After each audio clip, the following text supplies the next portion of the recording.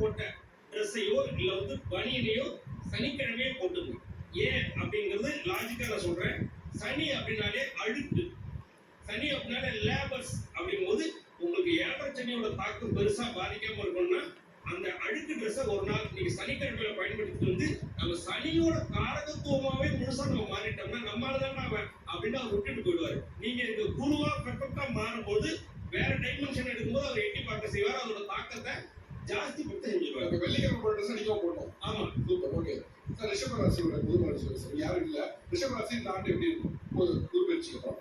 ரிஷபத்துக்கு ஆக்சுவலா இந்த வாட்டி குரு 3ஆம் இடத்துல வர்றது கொஞ்சம் மனக்கிளேக்கங்கள் ஏற்பட்டாலும் நிறைய குடும்பத்திற்கு வேண்டிய நிறைய நல்ல விஷயம்லாம் நிறைய பணம் சம்பாதிக்கக்கூடிய காலம்.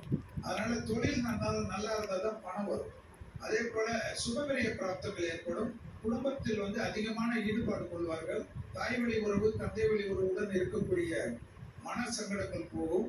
பூர்வீகத்தில் ஏதாவது சொத்துக்கள் இருந்தாலும் அது புதுப்பிக்கப்படும் அல்லது வேற ஒரு அற்புதமான ஒரு கட்டடமாக இருக்கும். அதே போல இவங்களுக்கு பாரம்பரியா இருக்கக்கூடிய கோர்ட்டு கேஸ் எல்லாம் செட்டில் ஆயிடும். நிறைய நல்ல விஷயங்கள் நடக்கும்.